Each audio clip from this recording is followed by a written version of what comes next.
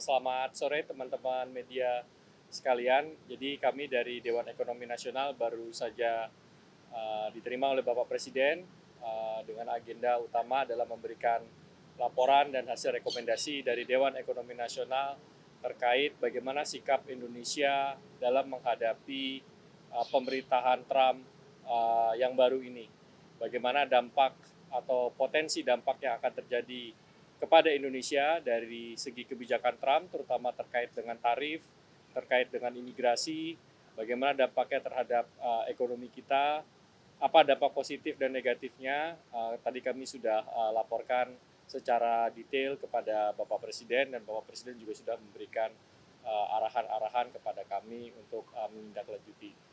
Mungkin secara detail saya akan mohon kepada Pak Khatib Basri untuk bisa memberikan penjelasan lebih detail terkait dengan rekomendasi yang diberikan oleh Dewan Ekonomi Nasional kepada Bapak Presiden terkait dengan kebijakan Trump. Saya persilakan Pak Khatib. Terima kasih.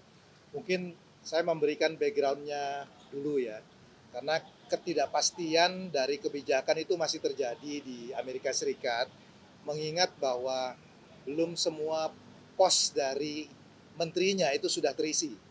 Jadi ini akan memakan waktu sehingga dinamika itu pasti akan terjadi. Tetapi beberapa hal yang tadi dari Dewan Ekonomi Nasional membahas bersama Bapak Presiden adalah mengenai potensi atau risiko yang harus dihadapi Indonesia. Yang pertama adalah salah satunya mengenai kebijakan deportasi yang dilakukan oleh Presiden Trump terhadap kelompok yang disebut sebagai undocumented atau pekerja yang tidak punya paperwork.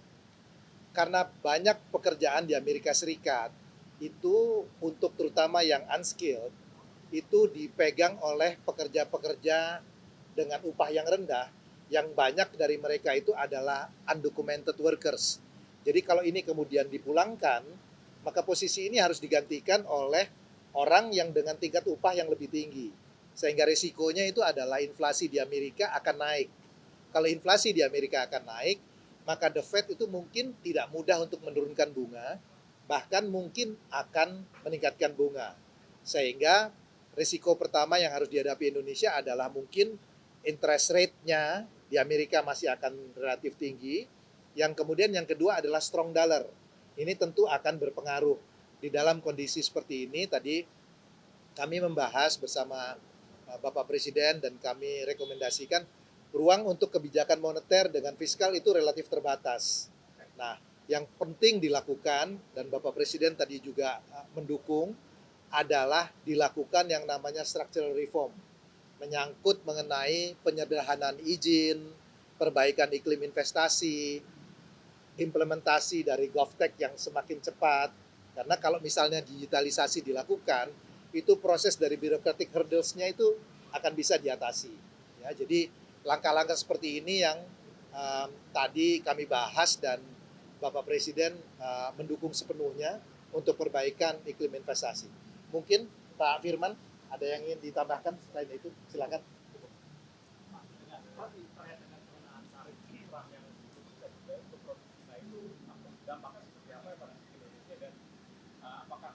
Barang-barang ilegal dari China itu berpotensi bocor ke Indonesia juga.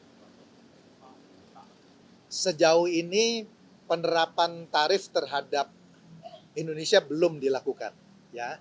Mereka masih terbatas pada Cina 10%, itu pun belum seketika, kepada Kanada dan Meksiko. Tetapi kita harus melihatnya agak lebih general karena begini. Dengan penerapan tarif 10% terhadap Cina dan juga ada trade war antara Amerika dengan Cina, itu bukan tidak mungkin basis produksi akan berpindah dari Cina ke negara-negara yang tidak dikenakan impor tarif. Salah satunya Indonesia. Nah, tentu Indonesia harus bisa memanfaatkan kesempatan dari relokasi ini. Itulah yang tadi kami sampaikan kepada Bapak Presiden, pentingnya untuk perbaikan iklim investasi, konsistensi dari kebijakan, kepastian usaha. Karena kalau ini yang terjadi, maka posisi Indonesia sebetulnya bisa diuntungkan.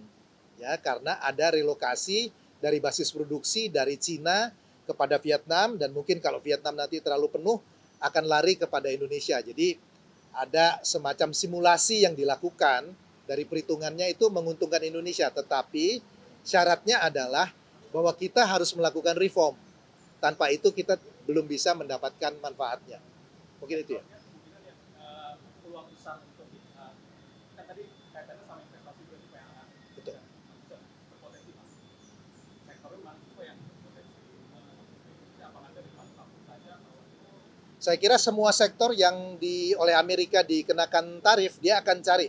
Karena Anda bayangkan aja, kalau 10% itu kan margin Anda 10% berbeda kan. Kalau dinaikkan lebih tinggi lagi, dia akan cari basis yang paling murah. Jadi itu bisa terjadi pada manufacturing, dia bisa terjadi juga pada berbagai industri. Makanya kami melihat bahwa kesempatan ini adalah kesempatan yang sangat baik digunakan. Kalau ingat pada waktu meeting Dan yang lalu, kami mengusulkan mengenai GovTech digitalisasi. Dan salah satu perbaikan dari investment climate itu bisa diatasi, bisa dilakukan kalau digitalisasi di antara lembaga pemerintah itu bisa berjalan sehingga prosesnya menjadi jauh lebih cepat. Pak Seto mungkin. Ini tadi nambahin sedikit ya. Dalam 1 bulan terakhir kita udah lihat ada beberapa relokasi yang dilakukan ke Indonesia.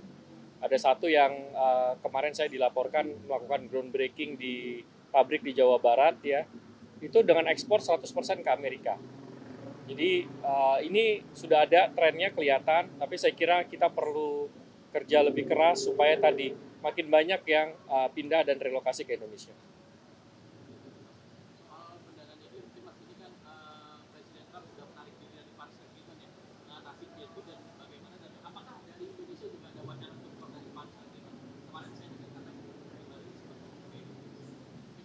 Ya, saya kira nanti kita perlu lihat ya, karena tadi Pak Katib sampaikan, ini masih banyak uncertainty kebijakannya ya, terkait dengan hal ini ya. Jadi ini yang saya kira nanti kita perlu pelajari lebih lanjut. Tapi pada intinya transisi energi itu harus disesuaikan oleh masing-masing negara ya. Jadi tidak bisa satu formula yang diterapkan kepada seluruh negara, nggak bisa. Jadi kita juga harus punya metode transisi energi sendiri yang tadi bisa menyeimbangkan kepentingan ekonomi juga.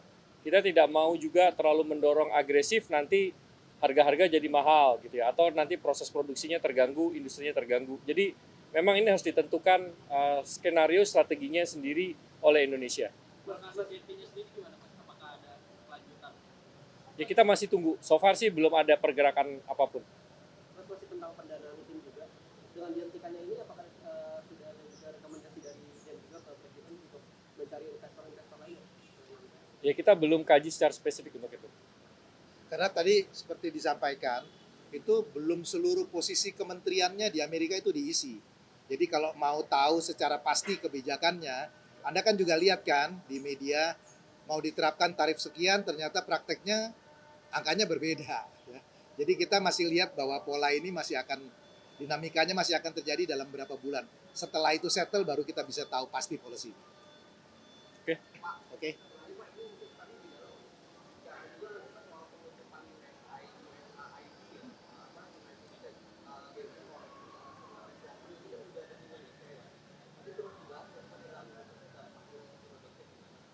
Enggak spesifik. Karena saya kira kan itu kebijakan internal pemerintah Amerika ya. Makasih ya. Terima kasih ya.